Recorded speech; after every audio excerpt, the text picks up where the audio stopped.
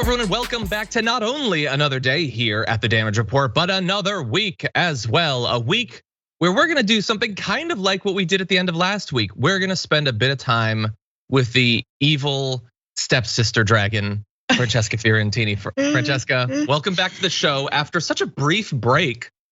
I know. I'm sorry. / you're welcome for so much fantastic things. So much. Many. So okay. It's early. We had you on Friday. You got 5 minutes off. Then you spent the whole day doing the Bituation Room, which I definitely check out. And now you're back. Yes. We're excited for it. Yeah, me too. It's a new week. It's a new week, a new day. But anyway, we do have a lot of news. We're coming out of the weekend with a bunch. Biden's strong stance last week, is it worth a damn? We'll find out. AOC chimes in on a couple different things that are going on. We lose a former senator. We're gonna take a look back at his life, and then a whole bunch of stuff. The kids are socialists, and we're gonna get to a bunch of different stuff. But before we jump into all that news, I wanted to let you know about a couple things. One, over the weekend, the Bituation Room happened. It wasn't the only thing happening. You know what else happened? Jordan Ewell, who streams for Deep Dive on Twitch for TYT, he held another one of his donate and drop fundraisers. In this case, it was to raise money for healthcare for the homeless. Basically, it was a marathon 2-day stream of playing Fortnite with a bunch of different people to raise money, and he raised over $25,000, which seems pretty awesome. I got to play for a couple of hours with Brett and Brooke, who I'm sure all of you are familiar with. We had a lot of fun. We hit the 25,000 mark, so supposedly Jordan is going to be getting a Fortnite themed tattoo. We don't know where yet. We have different places we're rooting for, but it is coming. It's worth a donation. Get that tattoo. Oh yeah. So anyway, that was fun. And also wanted to let you know, a place where perhaps, I don't know for sure, I'm not saying this is gonna happen, but maybe you can see Dr. Rashad Ritchie get a tattoo on Indisputable after this program today. No, he's not gonna do that. But what he is gonna do is have as a guest Chuck Rocha, who we've had on many times on the show. Had a lot of fun with Chuck. He's gonna come on and talk about some politics with Rashad. Charles F. Coleman is gonna be the co-host. And I believe he's co-hosting on our show tomorrow, actually. So you're gonna see a lot of him coming up soon. And conservative Major Williams, candidate in California's governor's race. They'll be having a little talk, perhaps a little debate. Should be a lot of fun. That's Indisputable coming up right after the Damage Report today. But before that, the Damage Report. So Francesca, why don't we Damage Report together? Let's do it. Let's do it. Last week we found out about the bipartisan infrastructure deal, but don't worry, it's lame. We all know it's lame, but it's not all that's coming. They're gonna do all this great stuff via reconciliation. And Nancy Pelosi said, we're not doing one unless we do both. And Biden was like, I'm not signing one unless we get both. And then Republicans pretended to be like super surprised by this process. What do you mean you'll have another bill? Who do you think you are? The controlling majority in all of these branches of government. And they knew about it. They knew about it for months, but they whined and they kicked up some dust and everything. And so let's run through that and then the sort of natural consequence of that. So on Thursday, shortly after Biden triumphantly announced the Democrats and Republicans had reached an agreement on a $973 billion package, far smaller than the one he had initially promised. He said he would only sign it in tandem with his American Families Plan, a separate bill that includes spending on items Democrats have argued are also critical infrastructure, such as childcare and clean energy investments. And he said, like as if we could quote him someday, if this is the only thing that comes to me, I'm not signing it. It's in tandem. If it's the only thing that comes to me, I'm not signing it, which seems kind of clear briefly. But on Saturday, Biden walked back his remarks somewhat, saying he had not intended to issue a veto threat and that he intended to support the infrastructure plan without reservation or hesitation, saying, our bipartisan agreement, Jack, does not preclude Republicans from attempting to defeat my family's plan. Likewise, they should have no objections to my devoted efforts to pass that family's plan and other proposals in tandem. We will let the American people and the Congress decide. The bottom line is this: I gave my word to support the infrastructure plan. and that's what I intend to do. I fully stand behind it without reservation or hesitation, which seems a far cry from, if this is the only thing that comes to me, I'm not signing it. Francesca, what do you think? I mean, I think more importantly is the reaction from Republicans. We're like, yes, that is right. That way we don't actually have to support the rest of this bill. That's what we wanted to hear. Like, they're all happy because they've got the president right where they want him, even though, yeah, they're in the minority. Like, we elected somehow Joe Biden out of that slate of candidates. Joe Biden's the president, okay? Mitch McConnell, Mitt Romney, Joe Manchin, not the president. All right, like, this is what I don't get. We like, checked. We checked. Yeah. Sadly, like, so anyway. But yes, of course he's gonna cave. Of course he's gonna say this. Of course he's going to have a strong stance. And just when progressives are like, ooh, fighting, he's like, no, I'm not gonna fight. I'm totally gonna sign it. And then, they'll just issue me a little IOU of how, they're gonna support the family's plan down the road. But again, we talked about this on Friday. There's a big lapse of months in between, when potentially this bipartisan bill would get passed, if it even does, and when an infrastructure package would be included in some kind of budget reconciliation situation. I don't know, I think they call it a situation. And within that time, again, how many lobbyists are gonna be coming to the feeding frenzy? How many, I don't know, Dianne Feinstein is gonna lose even more of her marbles. Anything could happen. That is true. That's the thing that could happen in particular. It's a lot of time. But the thing, like, okay, it's not like last week we were like, yes, we got it. And we're gonna have the other one. We're gonna have both, like peanut butter and jelly. But like, if peanut butter's kind of like terrible, but like jelly masks it or whatever. Yes. I mean, we're a little bit worried about like somebody screwing us over in months, but right now we're good. Now is our time to shine. We thought it might take a while, not like the next day. He's like, oh, that thing I said about only signing one. Who is that? I don't know that guy, Jack. Come on, that was malarkey. No, you were very clear. Except you've also been clear throughout your career, which is why we shouldn't have put much faith in it.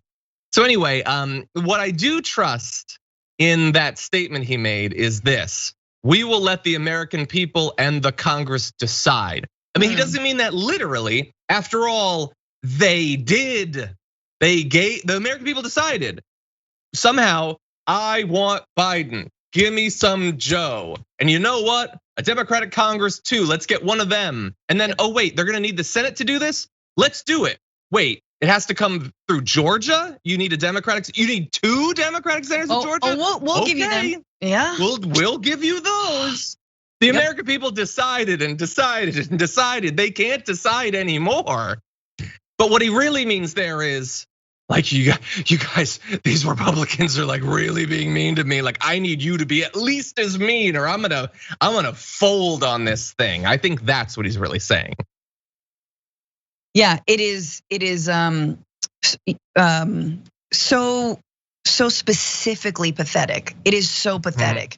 Especially we're talking in, this is like 6 months of the presidency. In the first 6 months, to not even be able to like stand behind the idea that after all this work that you did to so-called deliver bipartisanship, look at you, you thread this needle and you can't even stand alongside your own decision to say no.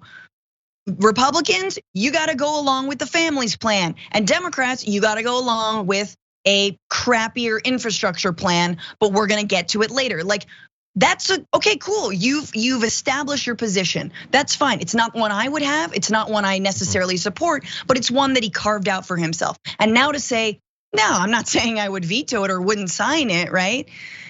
Then that is a complete walk back of something you fought so hard to stake out. Makes no sense. And what if that's not even true? There's additional wrinkles coming at you, America. So Biden spent the weekend backtracking on his "I will veto the bipartisan infrastructure bill if that's the only one that comes." But will he actually? We'll get to that in 1 second. At least briefly, though, Republicans quite happy to hear that he is folding, even though he got the White House and they got the Senate and they got the House. Mitt Romney said, "I do trust the president." And he made very clear in the much larger statement that came out over the weekend, carefully crafted and thought through piece by piece, that if the infrastructure bill reaches his desk and it comes alone, he will sign it. That's Senator Mitt Romney very much speaking like a human would. So he now has faith. Rob Portman, senator, said, "We were all blindsided by the comments the previous day, which were that these two bills were connected." They've been talking about that for literally like 2 months. And I'm glad they've now been delinked. And it's very clear that we can move forward with a bipartisan bill that's broadly popular, not just among members of Congress, but the American people.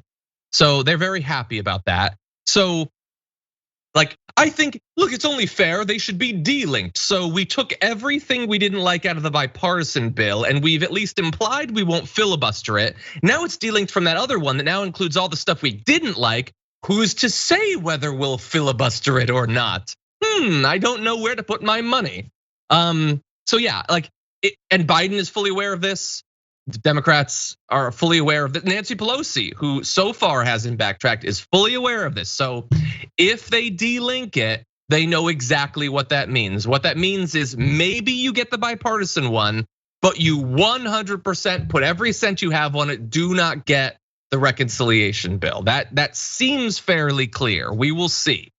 Especially when you don't even have all 50 Democrats in the Senate having signed on to that. We have no idea if Joe Manchin would support literally any of this. So I don't know, Francesca, like Rob Portman, Mitt Romney, are they locked down now, or is there a chance that they could end up filibustering this thing too? Oh, I put it past no Republican to suddenly get on a higher horse to squeeze their chest together for the donors. I'm sorry, that's just where my mind's. I'm just like, I don't even know what image you're conveying there, but I don't like it. Okay, here's the thing. When Republicans are happy, we should be very, very, very, very, very worried. And the other thing about Joe Manchin is, and he said, he's like, okay, yeah, budget reconciliation, but I'm not for like $4 or $5 trillion. I'm not for a Bernie Sanders plan. Well, what's your number, Joe? Like, what's your number? Maybe it's $500 billion. Maybe it's $300 billion. Maybe it doesn't even reach $1 trillion, right? So we don't even know with Krysten Sinema and Joe Manchin how much they would be willing to go along with. And dare I even mention the Senate budget or the Senate parliamentarian, wherever that person stands on any of this, because remember, our fates are in their hands as well. That's true.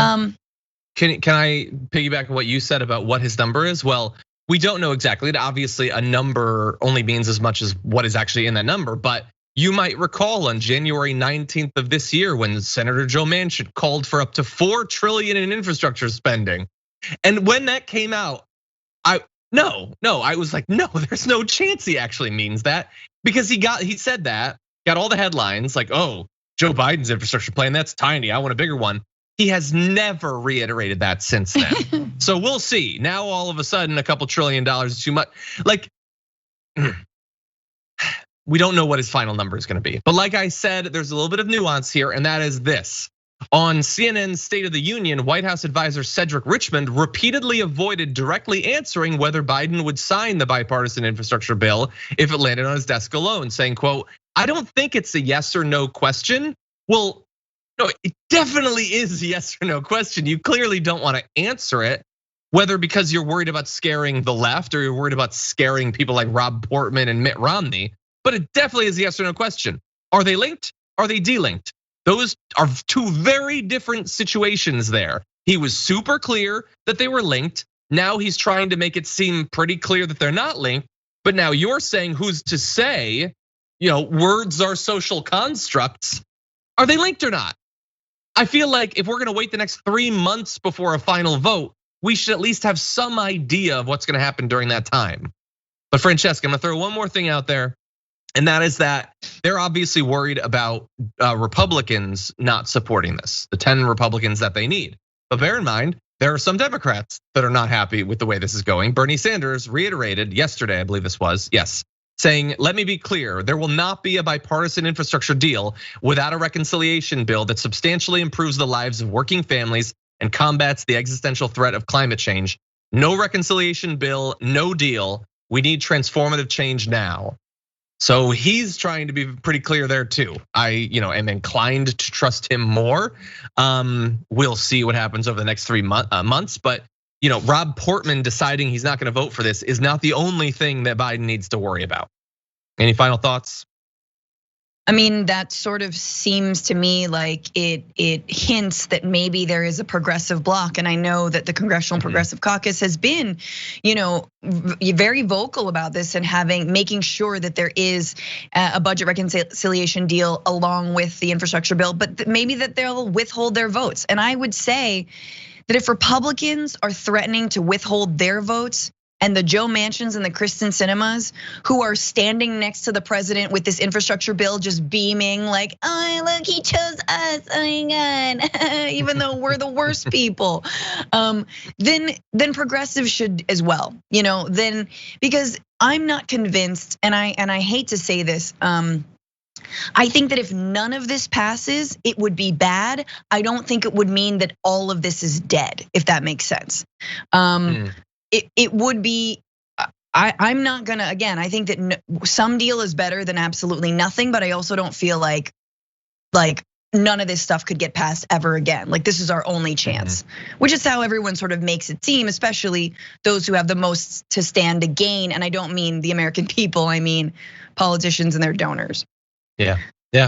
We'll see. Yeah, I agree. I'm not expecting everything, but I am saying that the bipartisan bill is very much not everything. So hopefully Bernie is right. Hopefully Bernie has others that are willing to back him up. I don't know if anyone else is in that block. I suspect that they're not, but who knows? I haven't seen Elizabeth Warren or Merkley or a few others. We'll see what they think. In any event, we do have to take our first break, but when we come back, we're gonna talk a little bit more about some of the politics of this, including on the filibuster after this.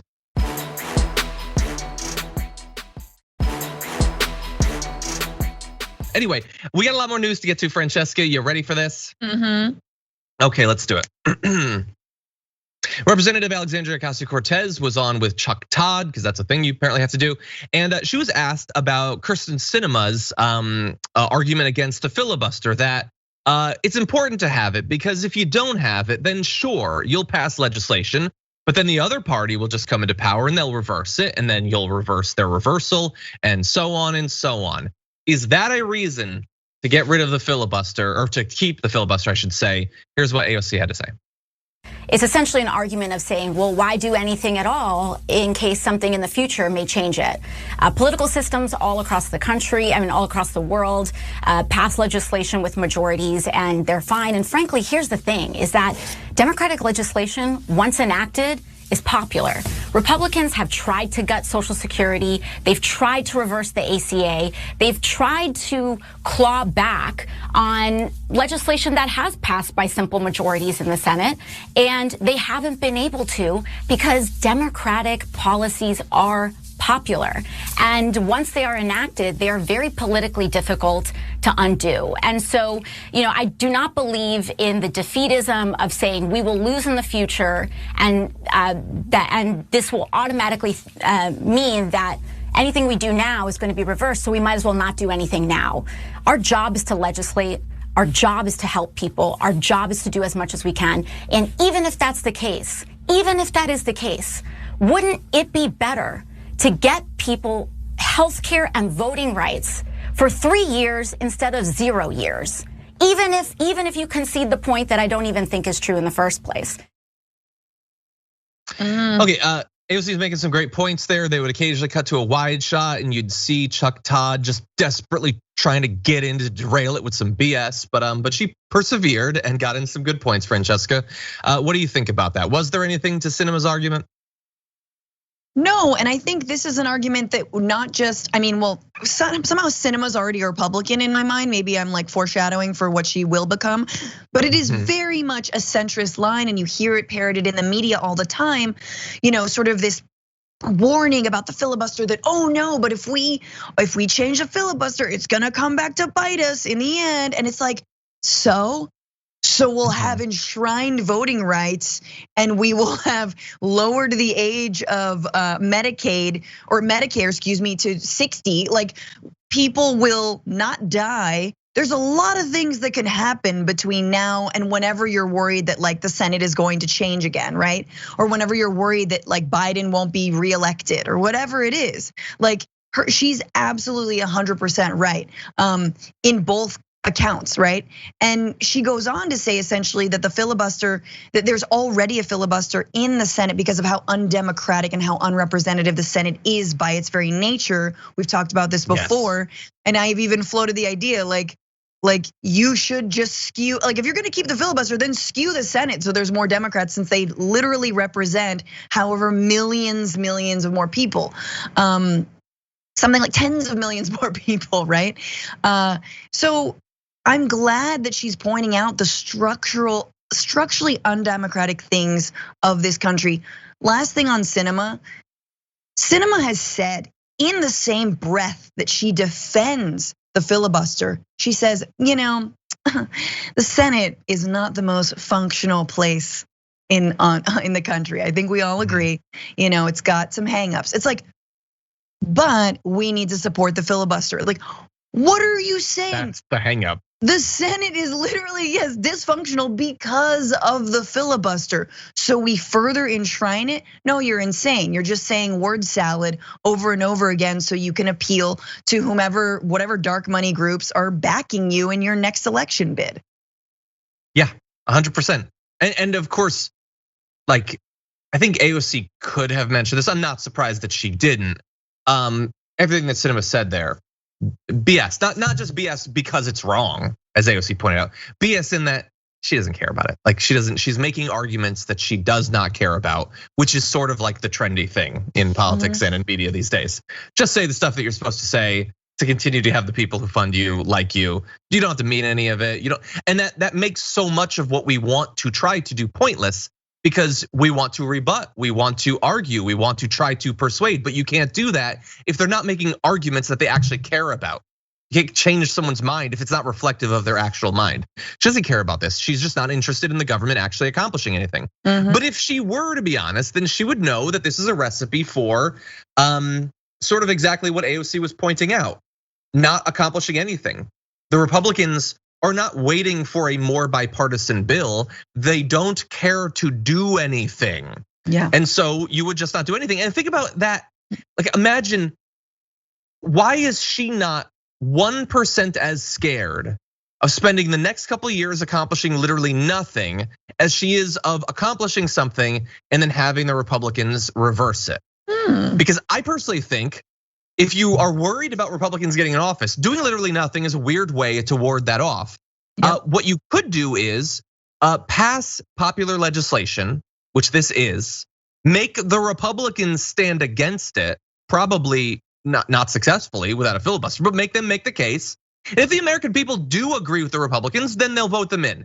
After the Democrats do a bunch of popular stuff, then somehow the Republicans get back in office, and then make the Republicans do unpopular stuff to reverse it. Actually have this debate, because the behind closed doors fake bipartisan debate, people don't know about that. All they know is the promises that were made by politicians. And Biden is at least ostensibly trying to make good on those promises. Actually do that. That's how a government is supposed to function. She's just avoiding, let's just not do anything for literally years. Let's just not do a single thing. Now, that said, really fast, I want to throw a little bit more of AOC because she has a second point, and then I want to give you a chance to jump in. Here's AOC's point about why not just go further with what Sinema is saying. Beyond that, then the argument is, okay, why 60 votes? Why not stop at 70 votes? Why not need 80 votes to pass any legislation. Why defend a 60-vote filibuster when the Senate already amplifies minority power so that the 50 Democratic senators already represent millions and millions and millions more Americans than 50 Republican senators? And so I would argue that 50 Republican senators is already a built-in kind of filibuster-esque firewall. Yeah, it is already. And why 60? Literally, why 60 rather than 61 or 59?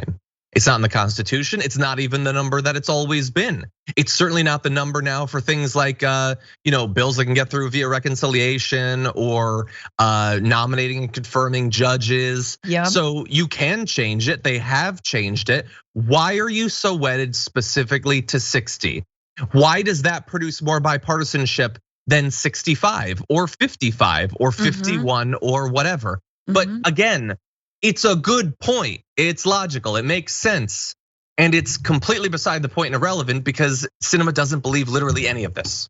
Yeah, and I think, look, I am not someone who believes that Democrats are paid to lose and blah, blah, blah, blah. But when you look at Krysten Sinema, man, that argument makes sense. Because if you think about it, what's it to her if Trump gets reelected? What's it to her if Tucker Carlson becomes president? She's gonna fundraise even more. Why? Probably. Because she's not a fascist. Oh, hey, vote for me again because I believe in LGBTQ rights and I believe that in like minimal criminal justice reform, or I believe I don't know that gravity exists. Like the basic things. And she can raise tons of money if you've got a fascist Republican in office. But when there's a Democrat, and you actually have to do stuff, like enshrining voting rights or like, helping people get healthcare. Then all my like pharma donors, climate change. Oh gosh, my fossil fuel donors. Oh no, Amazon. Oh, you want to rein in big tech? See, Amazon's a big donor because I'm in Arizona. That's where they funnel all their money through. Not gonna do that. Oh, but a Republican comes in office? Yes. Amazon's gonna give me so much money because of that. Yeah, and I understand like everything that Francesca's saying there. I think is 100% right, and it is true of far too many politicians, especially on the Democratic side.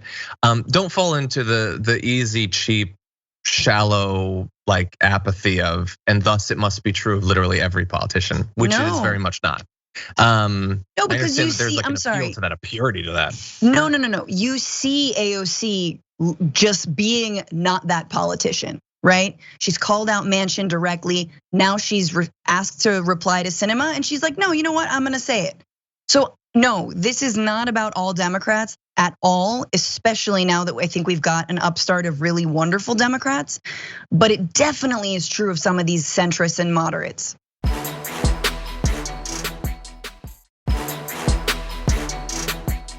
Let's switch it up. This is just fun for me. Sorry, I apologize. It's fun for me, and at least until they pull me off this chair, I get to put stuff on the rundown. So during the weekend's Donald Trump speech, Donald Trump said stuff, but I don't know what it is, and we're not gonna show it to you. That said, there was something that I saw going around, and it was this really cheap, weird attack from Marjorie Greene against Representative Alexandria Ocasio-Cortez. Here's what she had to say. By AOC, the little communist from New York City. That's right. Yeah, lock her up too. That's a good idea. She's not an American. She really doesn't embrace our American ways. You want to know why? She has something called the Green New Deal. Ugh. Anyway, there was a lot there that we will respond to, but I want to give you Alexandria Ocasio-Cortez's response, which was thankfully brief. I think it's okay to respond. I don't think that she should dwell too much on it. Well, we'll talk more about that. She said, first of all, I'm taller than her. I just love it so much. Like, after all the ridiculous, the little communist from New York City, like it's so weird, and like she's trying to do the Trump thing of the little. But anyway, it was fact checked. AOC is apparently 5'4", Greene is 5'3", so they're both shorties or whatever. But AOC is a little bit taller, so no, that's my favorite part. Is them. They are both short, and it's very cute to have them being like An inch matters, damn it. I saw you wearing heels, girl. I saw you. Like, that's very funny. And then, of course, Marjorie Taylor Greene responds like, "You're still a communist," because she admits it. Like, just like Marjorie, you could just lie. You could just be like, no, I'm also 5'4". Whatever, you know what I mean? Like, but she instead was like, okay, fine, but you're still communist. No, but I love the limits to her willingness to deceive. So she'll wear like a mask that says Trump won, but height, some things are still sacred. Yeah. She's not gonna lie about that. Well, but the issue is that we at some point, well, hopefully not, but we might see them standing next to each other. So it doesn't actually work. But I love that AOC only responded to that one portion of it because she's a little. Like the thing about Marjorie Greene is, I want better foes. Like just going up on there and saying, yes, "Oh, that little communist from New York City," it's just so cheap. It's so entry level. It's so like there's no nuance. There's no stagecraft. There's just nothing to it. She's a little communist. It's what I guess in some ways maybe it's better that this is what Republicans have been saying about Democrats for years and years. At least Greene didn't say that she's, tearing kids' faces off in a basement and drinking their adrenochrome or whatever it is. Mm-hmm. I guess it's better in that way. What I don't like though is when she pivots to she isn't really an American. Why is that? I think we know about what AOC is that makes her not an American there. But anyway, I want to briefly turn to this, and the question is. We decided that we would cover very briefly the attack against AOC from Marjorie Greene and her response, and acknowledging that she did respond. Now, responding can come in a lot of different forms. In this case, she just made fun of the fact that she's actually taller than Marjorie Greene. Marjorie Greene wants her to actually debate her on what. Who knows? I don't think Marjorie Greene even knows, but she certainly wants to stand next to AOC when the cameras are rolling. The question is, what is the proper strategy here? Should AOC just let Marjorie Greene attack her? She's previously said that she wants to stand up to her just to show that she's not going to let a racist white politician try to demonize through vitriol women of color in politics. I wanted to read just two short excerpts from Elie Mystal's recent article in The Nation, because he gets into this, and I sort of agree with his take on it. And Fran, I want to see what you think about it. He said, he acknowledged that it was fine for her to tweet what she did, but then he says, wrestling with Greene does Ocasio-Cortez no good since it only elevates Greene, even if Ocasio-Cortez is only lifting her up to throw her in the trash. Secondly, Greene has no policy platform to debate, while Ocasio-Cortez has an actual agenda to defend the Green New Deal, Medicare for All, and many other positions. Greene is a conspiracy theory made flesh who is only able to string together 2 sentences in support of guns, chin-ups, and racism. You can't debate that, you can only wipe it off your shoes. MTG is not the right-wing version of AOC, despite her own best efforts to set herself up as AOC's nemesis. She does not have a coherent policy agenda like AOC does. She hasn't brought new voters into the political process like AOC has. And she's not as influential within her own party as AOC has become. The only things MTG is good at are being white and a jerk. What do you think? What should AOC have even done what she did with the tweet? Should she go further? What should she do? What shouldn't she? I think the tweet was good and warranted. And here's my thing about debating or not debating. Obviously, AOC would wipe the floor 10 times over with Marjorie Taylor Greene, and it would be a good platform potentially to really talk about what a Green New Deal is to supporters who might like Marjorie Taylor Greene and have their minds change, maybe 1 or 2. But we know that's not what would happen, right? What would happen is the right would cut up their, version of the debate. It would be like Marjorie Taylor Greene slays, destroys, blah, and it would just be edited by, Andy, whatever the hell that dude's name is. I don't even. Just no. I'm gonna call it no. No, but and it would be edited and it would be like completely chewed up and spit out by the spin machine. And so there's that. The real thing for me though is that the way that Marjorie Taylor Greene has been going about trying to get AOC to debate her is a classic right-wing troll tactic. We've seen it online all of the time, right? It is debate me on my show, debate me, give me the clicks, debate me. That's all it is. That's what the right knows how to do. And not only that, debate me or you're a shill, debate me or you're terrible. We might also be talking about some lefties. Debate me or like. And that is fundamentally disrespectful. If she hadn't been stalking her in Congress, following her around, like approaching her after meetings and like yelling in her face, I would say, yeah, maybe if it was like a formal letter, if it was like, hey, let's have a town hall, if there was something like anything formal about it. But it's not. It's been trash talking and it's been baiting. And I don't think you validate that with a debate. Yeah. 100%. And the thing is, like, I think that most of these debates are absolutely pointless. But I do differentiate that there are some people who are doing something that I consider largely pointless for reasons that I think are admirable. They want to convince people. And I acknowledge that there are some people, a very narrow swath, who can be persuaded. I just think it's nothing like what we think of when we think of debate. But then there are the others that know that, like for instance, you're talking about right-wing media and sometimes not just right-wing media. Actually doing a show where you talk about what's really going on is both more work and not necessarily as sexy as I'm in a feud. And that's why they want to do it largely. That's why Marjorie Greene wants to do it.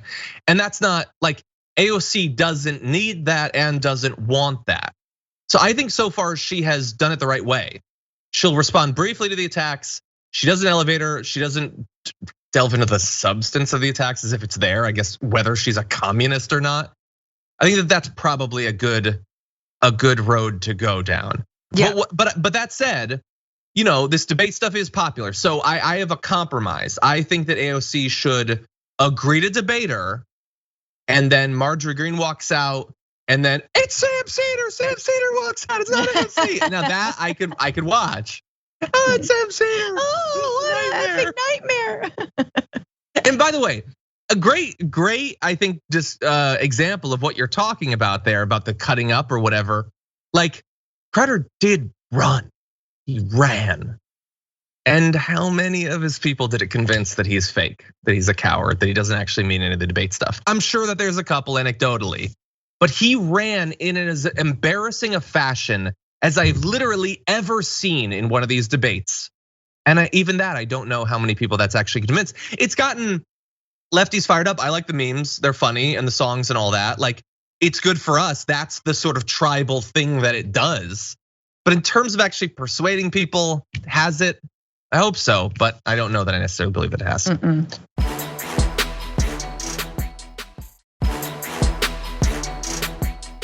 Let's get into this. Marjorie Greene would have you believe that she's the same as AOC. They have a platform, but do they really? I'll show you what they have, because she showed us when she went on Steve Bannon's podcast. So she accused Democrats of trying to separate America by identity group, whether it's transgenders, blacks, Hispanics, after Steve Bannon asked her about the war on women. This is what she had to say. They want everybody to be a victim, and then they need them to be dependent on the Democrats and their policies and their plans and goals in order to be able to survive. Now we have the Democrat Party that claims to be the champion for women.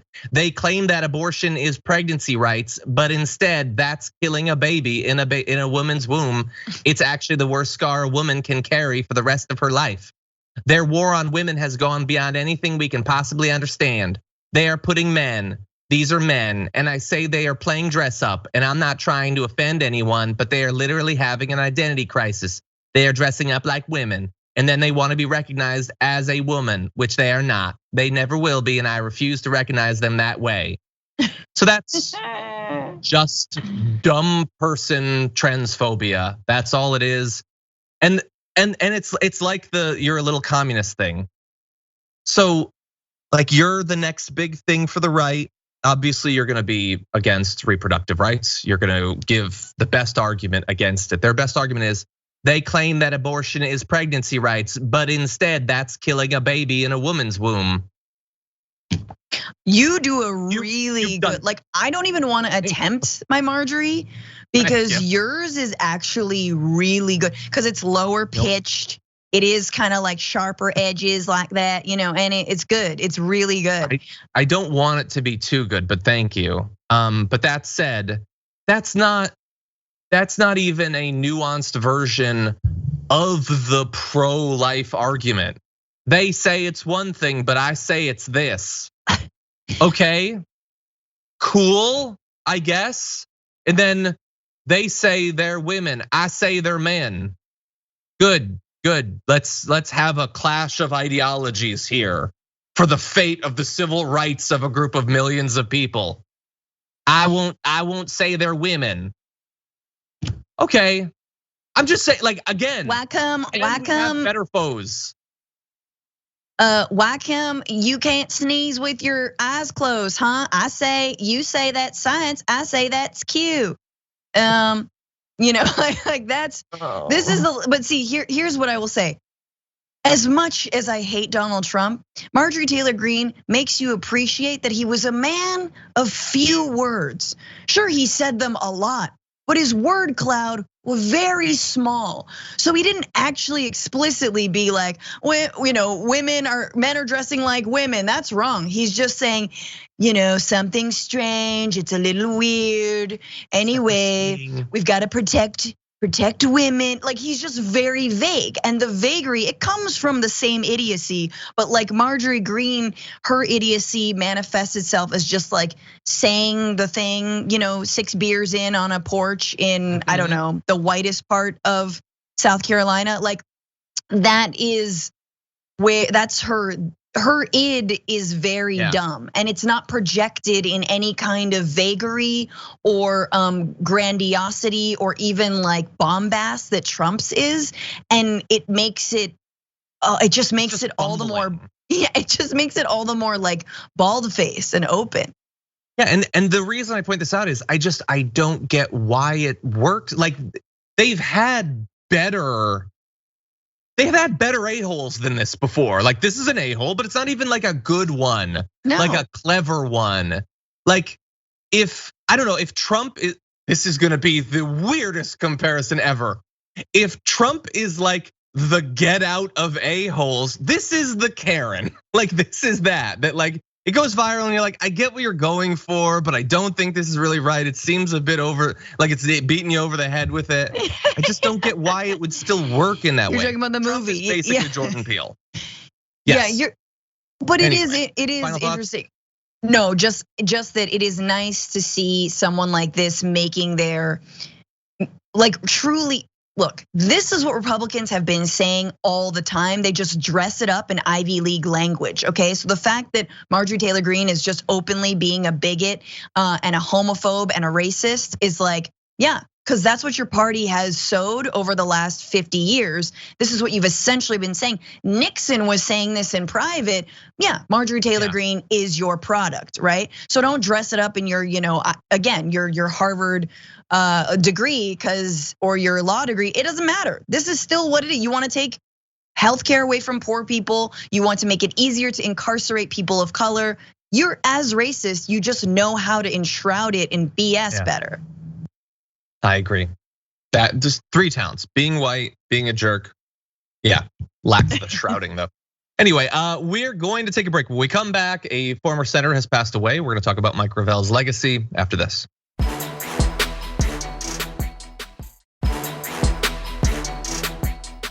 Okay, this hour's running out fast. So let's jump right into this.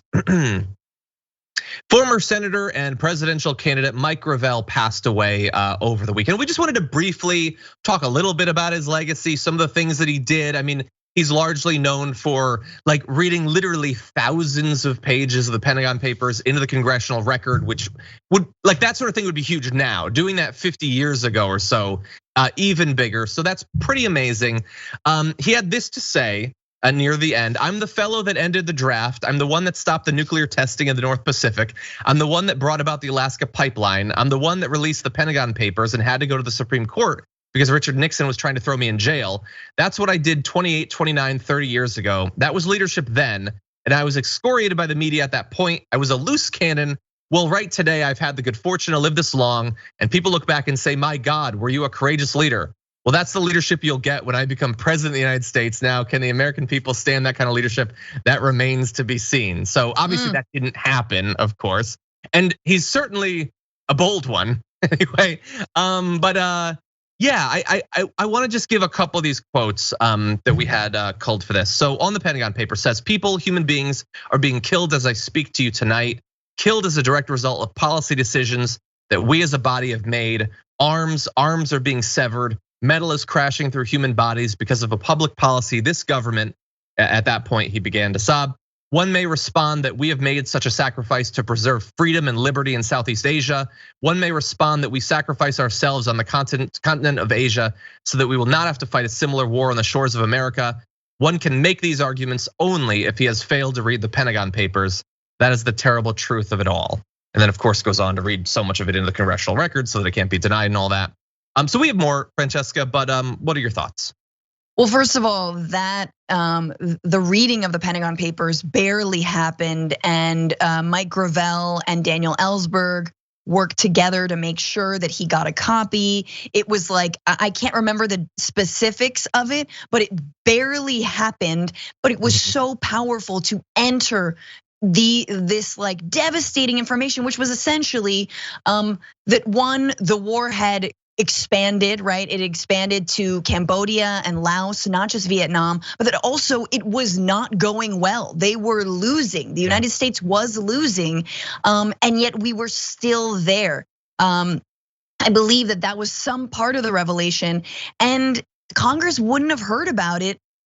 You know, they would have seen it in the news, sure, but this entered in public record. The American people throughout history will know and can look back at that moment when he took that stand and when he read that in public.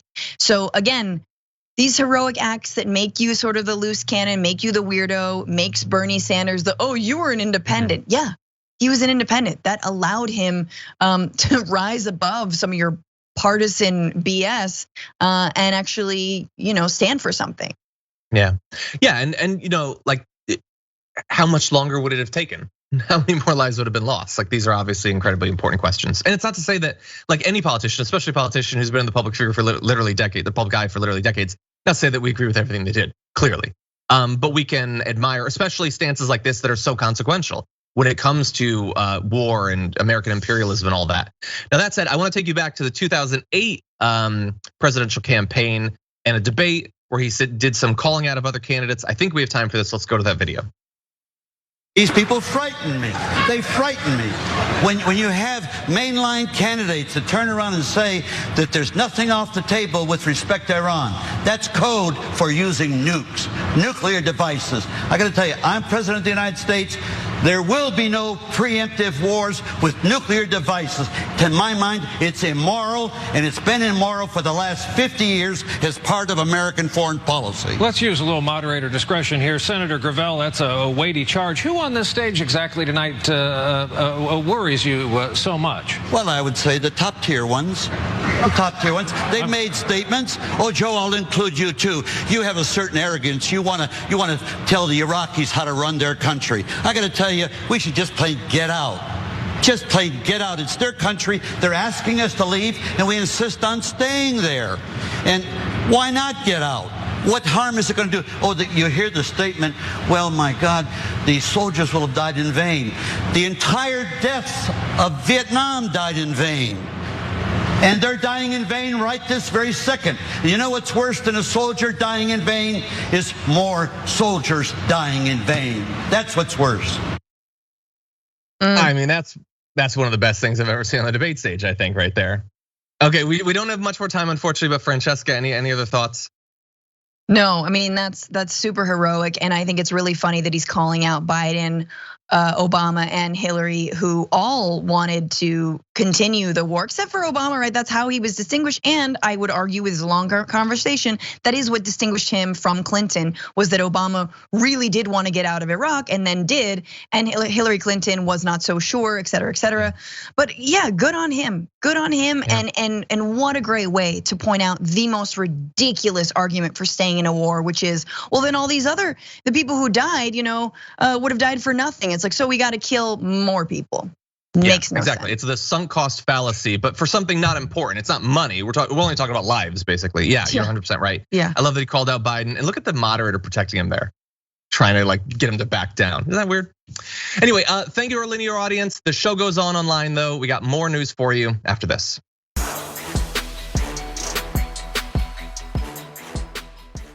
Thanks for listening to the full episode of The Damage Report. Support our work, listen ad-free, access members-only bonus content, and more by subscribing to Apple Podcasts at apple.co/TYT. I'm your host, John Adarola. I'll see you soon.